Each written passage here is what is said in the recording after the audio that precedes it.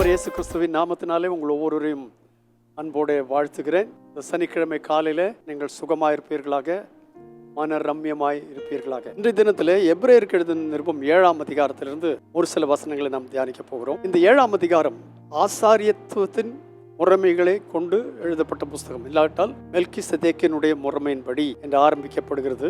அங்கே சொல்கிறது என்னவென்று கேட்டால், மெல்கிசேதேக்கு சாலேமின் ராஜாவும் உன்னதமான தேவனுடைய ஆசாரியனுமாய் இருந்தான். ஆனால் அதை காட்டிலும் மேலான ஒரு ஆசாரியனை தேவனாகிய கர்த்தர் நமக்கு தந்தார் என்பதையும் இந்த அதிகாரத்தில் பவுலடியார் நமக்கு சொல்லுகிறதை காண்கிறோம். ஆசாரியத்துவத்தை குறித்து சொல்லிக் கொண்டு வரும்பொழுது 7ஆம் அதிகாரத்தின் பின் வசனங்களில் நாம் வாசிக்கிறோம் என்னென்று கேட்டால், அன்றியும் அவர்கள் ஆணை இல்லாமல் ஆசாரியராக்கப்படுகிறார்கள்.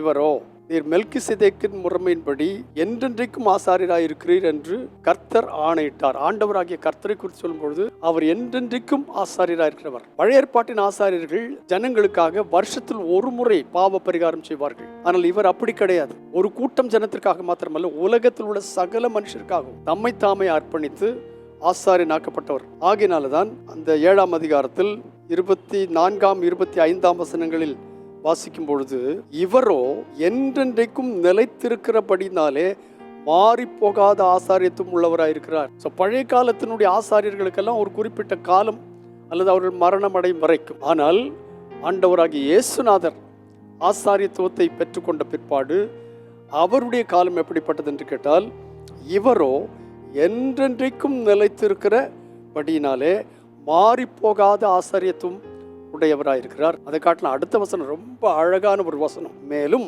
இந்த ஆசாரியின் மூலமாய், தமது மூலமாய் தேவனிடத்தில் சேருகிறவர்களுக்காக வேண்டுதல் செய்யும்படிக்கு அவர் எப்பொழுதும் உயிரோடு இருக்கிறபடியால், பிரைஸ் தி லார்ட். அவர் மாறி போகாத ஆசாரியத்துவம் உடையவர் மாத்திரமல்ல, எப்பொழுதும் உயிரோடு இருக்கிற ஆசாரியராக இருக்கிறார். ஆகையினால் இங்கு சொல்லி இருக்கிறது, தமது மூலமாய் தேவனிடத்தில் சேருகிறவர்களுக்காக வேண்டுதல் செய்யும்படிக்கு அவர் எப்பொழுதும் உயிரோடு இருக்கிறவராகியால் அவர்களை முற்றும் முடிய ரட்சிக்க வல்லவராயிருக்கிறார். நம்முடைய வாழ்க்கையில பல முறை சோர்ந்து போகிறோம். இந்த வாழ்க்கையில நிலை நிற்க முடியுமா என்று நினைக்கிறோம். விழுந்து விடுவோமோ என்று பயப்படுகிறோம். ஆனால் அந்த வேளைகளில் நீங்கள் நினைத்துக் கொள்ள வேண்டிய காரியம், உங்களுக்காயும் எனக்காயும் இருக்கிற ஆசாரியர் எப்படிப்பட்டவர்? என்றென்றைக்கும் நிலைத்திருக்கிற ஆசாரியர், என்றென்றைக்கும் உயிரோடு இருக்கிறதான ஆசாரியர். ஆகியனாலே கர்த்தருடைய வசனத்துல அப்போஸ்தலனாகிய பவுல் மூலமாய் சொல்லுவது என்று கேட்டால், மேலும் தமது மூலமாய், அதாவது மாறிப்போகாத ஆசாரியத்துவமுடைய இயேசு கிறிஸ்து என்கிற ஆசாரியர் மூலமாக தேவனிடத்தில் சேர்கிறவர்களுக்காக வேண்டுதல் செய்யும்படிக்கு அவர் என்றைக்கும் உயிரோடு இருக்கிறபடியால் அவர்களை முற்றும் முடிய ரட்சிக்க வல்லவராயிருக்கிறார். வழியில விழுந்து போவோமோ, தோற்று போவோமோ என்று பயப்படாதீர்கள். தோல்வி அடைந்து விடுவோம் என்று பயப்படாதீர்கள். முற்றும் முடிய உங்களை என்னை ரட்சிக்க வல்லவராயிருக்கிற நித்திய ஜீவனையுடைய ஒரு ஆசாரியரே நமக்கு இருக்கிறார். இப்படிப்பட்டதான ஆசாரியர் நமக்கு கொண்டிருக்கும் பொழுது நம் பயப்பட வேண்டிய அவசியம் இல்லை. நித்தியம் ஜீவனுடைய ஆசாரியர், என்றென்றைக்கும் உயிரோடு இருக்கிறவர், என்றென்றைக்கும் நமக்காக வேண்டுதல் செய்கிறவர், உங்களுக்காய் எனக்காய் வேண்டுதல் செய்ய, வேற யாரும் உங்களுக்காக வேண்டுதல் செய்யாவிட்டால் அவர் மூலமாய் தேவனிடத்தில் சேருகிறவர்கள். ஆனால் உங்களுக்காய் எனக்காய் என்றும் வேண்டுதல் செய்கிற ஒரு நல்ல ஆசாரியர் நமக்கு இருக்கிறபடினால அவர் என்ன செய்வார் தெரியுமா? உங்களை நடுவழியில விட்டு போக மாட்டார். எப்படியும் போயிட்டு விட்டு போக மாட்டார். முற்றும் முடிய ரட்சிக்க வல்லவராயிருக்கிறார். இந்த காலை வேளையில உங்களையும் என்னை முற்று முடிய ரட்சிக்க வல்லவராயிருக்கிற தாசாரியனுக்காய் கர்த்தரை ஸ்தோத்திரம் செலுத்துவோம். தாசாரியனுக்காய் தேவனை மகிமைப்படுத்துவோம். தாசாரியன் நம்முடைய வாழ்க்கையில கொடுத்ததுக்காக நாம் அதிகமாய் கர்த்தரிடத்துல நன்றி பாராட்டுவோம். அவருக்காக வாழ்வோம்.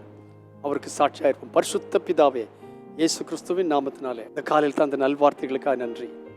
எங்களுக்காக வேண்டுதல் செய்யும்படி எங்களுக்கென்று கொடுக்கப்பட்டதான பிரதான ஆசாரியன் எப்பொழுதும் உயிரோடு இருக்கிறபடியால் எங்களை முற்றுமுடிய ரட்சிக்க வல்லவர். வார்த்தை கேட்டு நாங்கள் எந்த அளவுக்கு சந்தோஷப்பட்டு பூரித்து உம்மோடு ஐக்கியம் கொண்டிருக்க எங்களுக்கு ஒத்தாசைப்படும். அதில் நிலைத்திருக்க உதவி விஷயம். இப்படி பரிசுத்த நாமத்தை மைப்படுத்தும். இயேசு கிறிஸ்துவின் நாமத்தில் வேண்டுகிறேன், பரிசுத்தமான நல்ல பிதாவே. ஆமென், ஆமென். உங்களையும் என்னையும் முற்றும் முடிய ரட்சிக்க வல்லவராக இருக்கிற ஒரு நல்ல பிரதான ஆசாரியன் நமக்காய் உண்டு. God bless you abundantly again and again and again and again. Amen.